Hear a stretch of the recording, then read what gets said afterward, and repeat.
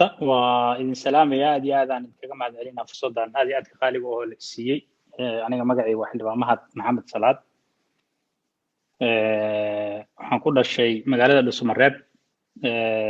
سنة كي كوسا قال بقول ستيتنكي وحبرشدي waxaan ku soo qaatay asaasiga Soomaaliya qayb ka mid ah Kenya secondary-ga waxaan uga baxay dalka Masar shahaadadeyda bachelor-ka ana sidoo kale waxaan uga baxay dalka Masar sidoo kalena master degree ayaan ku diyaariyay isla dalkaasi Masar طبعا marka uu laga reebo organizationo iyo hay'ado oo local shaqadeydii ugu muhiimsaneed siyaasadda midii oo xisbigii BDP sanadkii 2011kii 2012kiina waxaan ka mid noqday baarlamaanka federaalka oo ilaa hadda xubin aan ka ahay golaha shacabka la gaaray 25kii bisha iyo midkii ka dambeeyay 1 bisha ah wadooyinka ay soo mareen midkii hadda u dambeeyay oo khamiistii fashilmay sababta uu ku fashilmay iyo sidoo kale gunaanadka hadalkayga oo la yar aan ku darsan doono insha Allah hadii alla yiraahdo marka hadii la ogolaado inaan gudagalaan jeclaan lahaa ararta kadib inaan gudagalo mawduuca xilliban waa gali kartaa hore ugu soco وما سنتين خيارته دمانتي ساعد شيء وإن سلامية السلام عليكم ورحمة الله وبركاته قفل بمجلس منصب كيس أيامكم سلامي ماشي وجوه ومع سنتين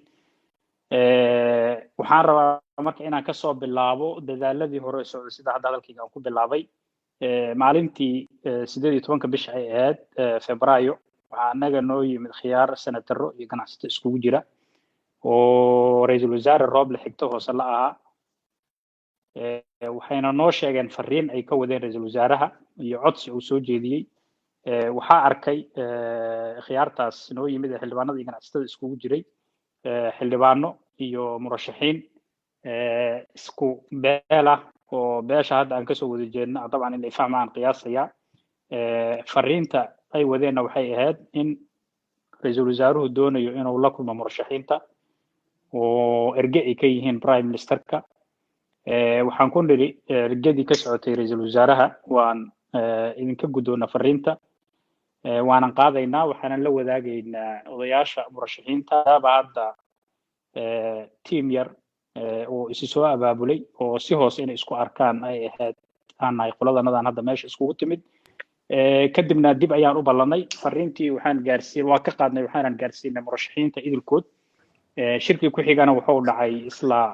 habeenka 18ka oo ay soo galeysay 19kii habeenimo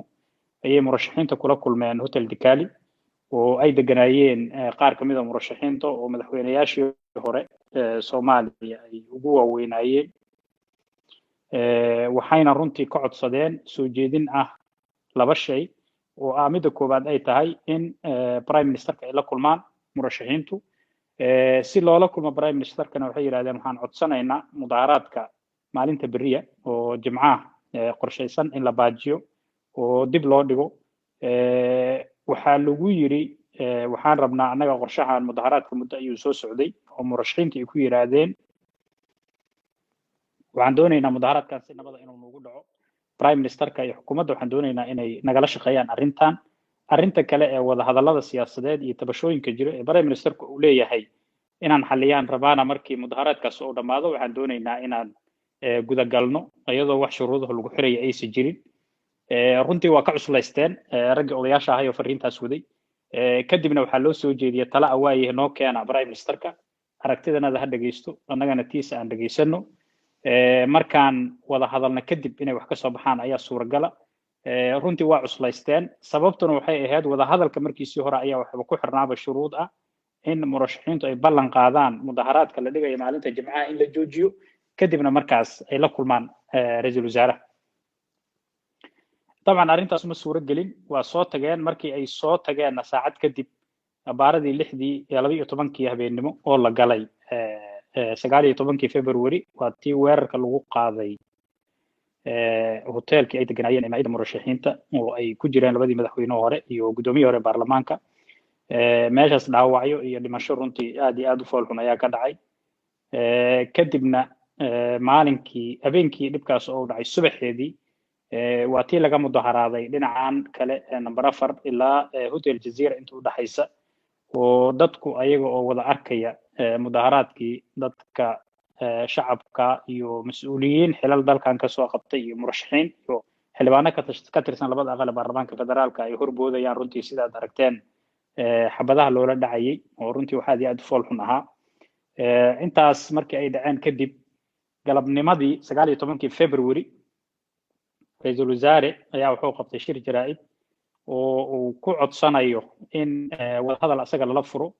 isagoo runtii walaalayaal uu soo dhawaada iyo aniga idin jooga iyo gadaasheeda waxba ka eegidinina ay kamid ahaayeen fariimihii uu soo tabinayay mar kale ayaa 21 Febraayo waxaa noo yimid ergadii markii hore anaga noo timid kadibna murashaxiinta arkay habeenkii jimcuhu uu soo galay hotel Dikali hotel Maida ku arkay murashaxiinta qaar kamida waxayna noo sheegeen mar labaad inay fariin ka wadaan ra'iisul wasaaraha inuu wixii dhacay ka xun yahay kana cudur daaranayo wixii dhacay diyaarna uu yahay in wax la xalliyo intaas markii ay noo yimaadeen team guddiga ayaa la qabtay oo xildhibaano iskugu jira labada aqal oo 5 xubnooda ayaa loo saaro anigu aan ku jiray waxaan dhiri prime ministerka maadaama uu soo jeediyay laba jeerna hadda adinku erga aad noo timaadeen codsiyana aad ka keenteen intaanan u tagin ka hor waxaan u baahanahay inaan dhinaca kala aragno oo codsigii uu soo jeediyay ra'iisul wasaare Roble hor dhigno oo aan u sheegno dhaano codsigaana yimid maxaad ka leedihiin maxay tahay shuruudaha ku xiran in la arko waxaan codsanay midowga murashaxiinta inaan la kulanno waa naga aqbaleen inayna la kulmaan guddi ayayna soo saareen guddigii markay soo saareen intii aanan arag annaga waxaan mar kale raadinay labada madaxweyne Axmed Qoorqoor madaxweynaha Galmudug iyo madaxweyne Cali Buudlaaw madaxweynaha Hirshabeelle waxaan u sharaxnay ragga odayaasha ahaa ee fariinta keenay noo yimid ra'iisul wasaaraha soo arkay waxaan kale u sharaxnay guddigan la qabtay hadda arrintan doonaya in la wada hadlo xal lagu soo dabaalo waxa wixii dhacayna runtii daawo loo helo waxa dambe oo soo socdana laga heshiiyo iyo inaan ballan leenahay murashaxiinta oo guddi 3 xubnood ayaguna soo qabtay oo yiraahdeen guddigaas la kulma wixii aragti midowga murashaxiintu ay qabaan ayaga ayaa idin sheegaya wixii aad la soo kulantaana ayaga ayaad ku soo celinaysid runtii aad iyo aad inoo la soo dhaweeyeen labada madaxweyne waana bogaadiyeen arrintaas tal ahaan waxay ku soo jeediyeen inta aan la isku tagin ka hor ajendaha shirka in la karkariyo laga wada hadlo iyadoo la isku daaweysan yahay oo la isfahmayo in meeshaas laga sii ambaqaado howlahan ayay runtii nagula dardaarmeen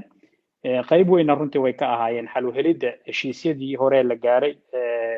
25 iyo 1 bisha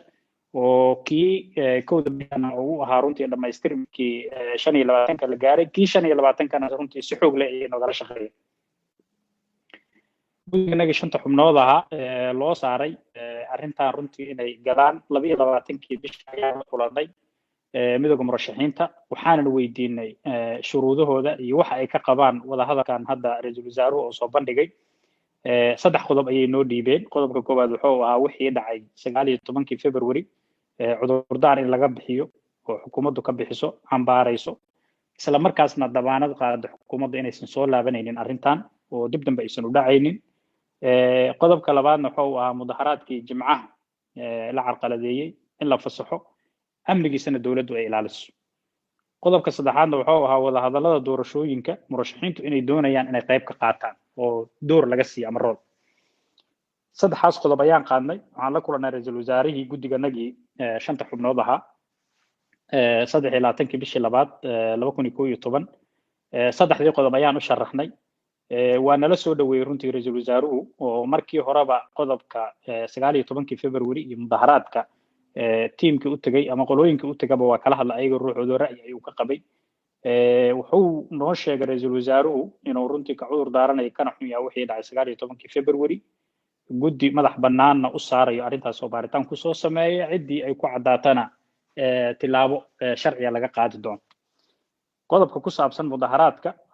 waa ogolahay ayuu yiri laakiin waxaan codsanayaa in wax yar dib loo dhigo waqtina la siiyo aan uga wada hadalna arrintan anagu isla jahaynay arrintaas aan sidii loo dhigi lahaa iyo xilliga la dhigayo iyo qaabka amniga loo sugi lahaa kadib la dhigaan tala ahaan soo jeedinaa arrinta ku saabsan ka qaybgalka murashaxiinta shirka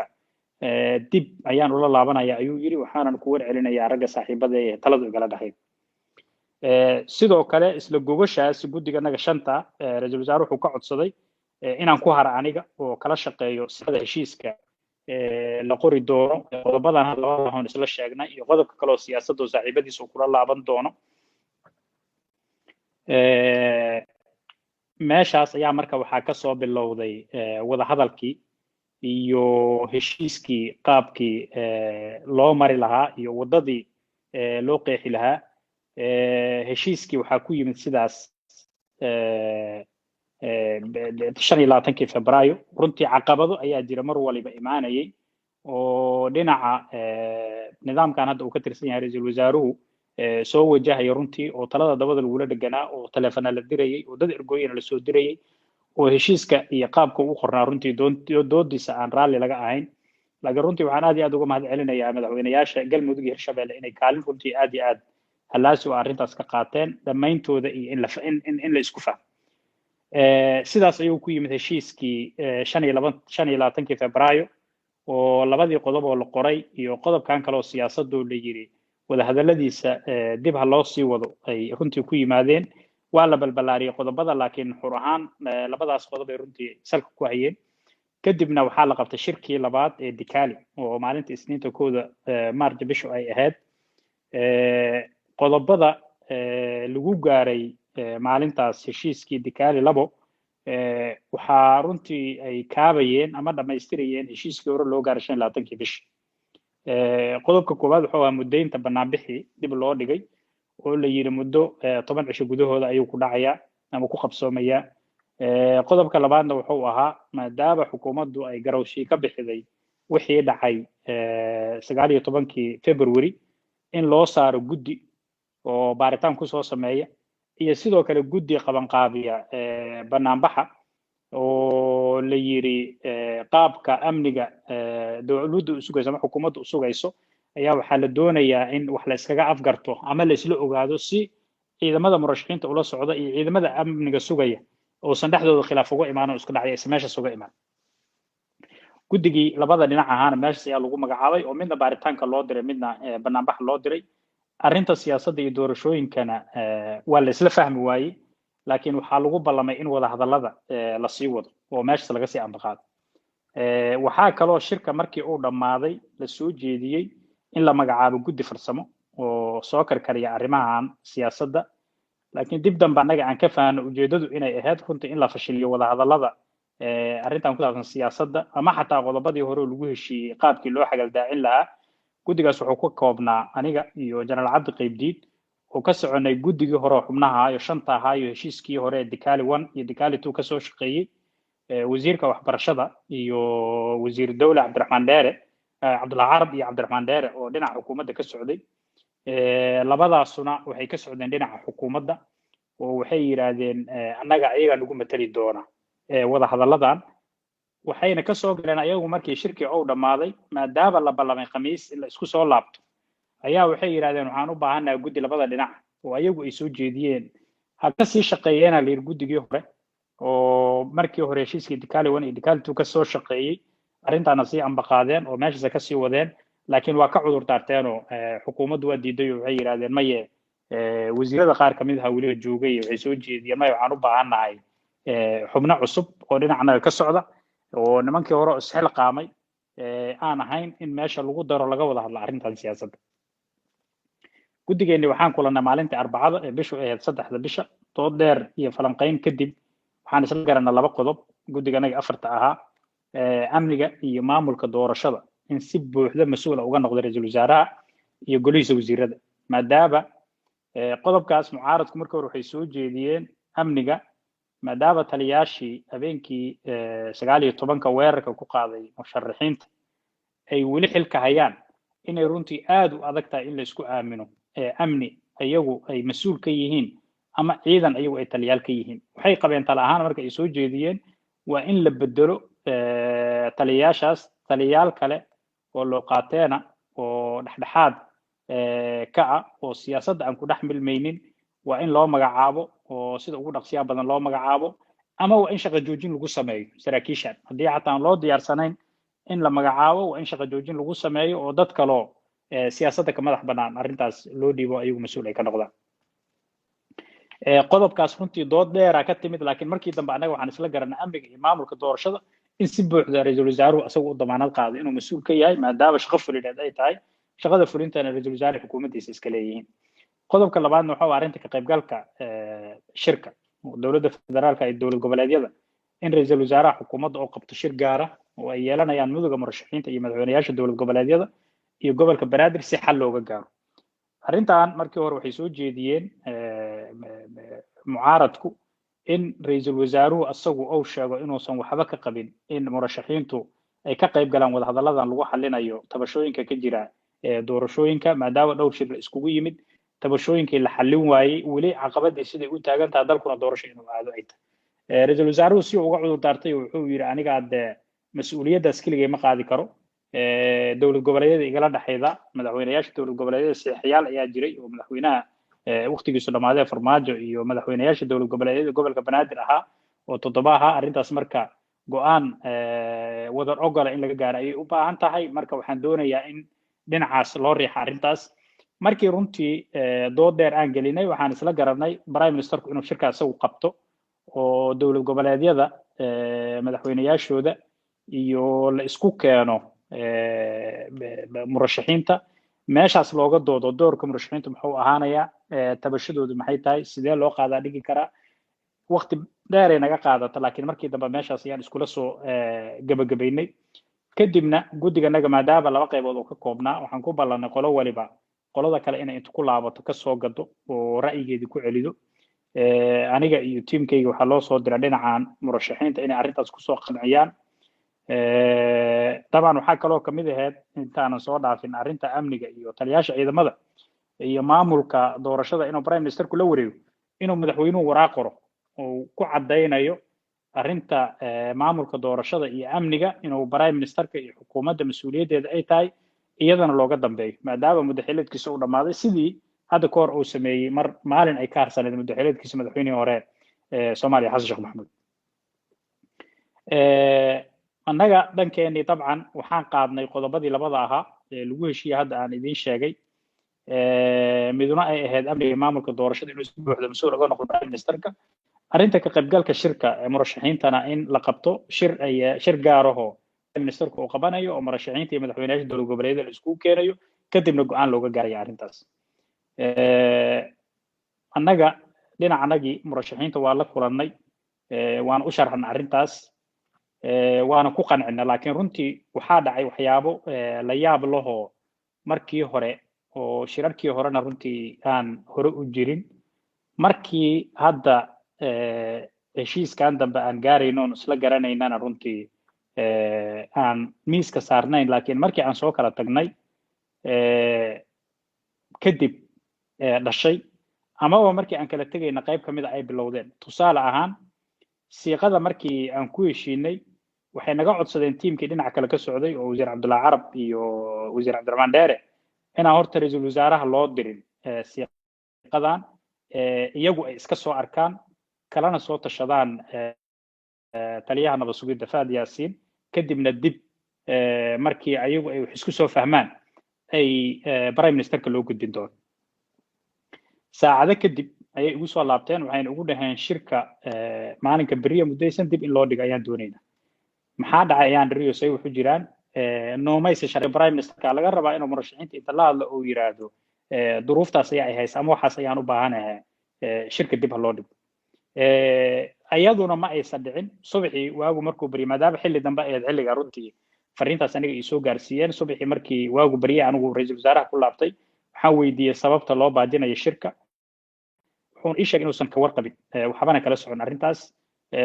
kadibna waxaan u sheegay fariinta dadkii labadii xubnood ee wasiirada ahayd ayaga dhinacooda ka socda fariinta ay soo gaarsiiyeen waa kugu soo laabanaa uu yiri muddo kadib uu soo laabtay wuxuu yiri murashaxiinta ballami shirkina siisa ayuu nooyay intaas prime ministerka markay na dhex martay nasiib darro aniga waxay soo waa Cabdiraxmaan oo ugu yiri qadadii shirkii loo ballansanaa galabta maqribkii haddii aad baaji weyseen ogaada waxba inaysan ka soo baxayn oo lagu soo kala tegi doono yani hadal runtii goodis u eg laakiin hadda anagu hadda waqti badan cabdiraxmaan kuleyba nin xukuumadda ka tirsan weeye prime ministerkiisi haddii aan inta wada hadalnay isagu uu yiri gogashii hala dhigo qodobadii aad kusoo heshiideen halkaasaa laga sii ambaqaadaya wax dhiba aniga ilamaysa muuqanin habeenkii ayaa la isku yimid kadibna markii la isku yimid anaga waxaan soo bandhignay siiqadii aan isla qornay ee labada qodob aheyd sida ay noola muuqatay iyo wixii runtii nooga gudboonaa kadibna waxaa dhacday inay meeshii qoladii kale ka dhex istaagaan oo gaar ahaan cabdiraxmaan uu sheego qodobka ra'iisul wasaaruhu inuu qabto shir gaar ah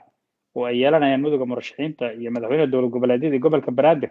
si xal looga gaaro arrintan inaan la isku waafaqsanayn طبعا saddexdanada kale oo xubnood oo cabdullaahi carab طبعا oo wasiir oo dhinaca kale ka socdiya labadanada xubnood oo dhinaca ka socotana waa ka hadalna meesha siiqadan inaan kusoo heshiino waa sheegnay waxayna soo jeediyeen codsiga oo arrintaas in lagu bedelo codsiga murashaxiinta inuu qaado ra'iisul wasaaruhu jawaabna uu ku soo celiyo ayaga oo anaa codsiga qaadaya asagaa qaadaya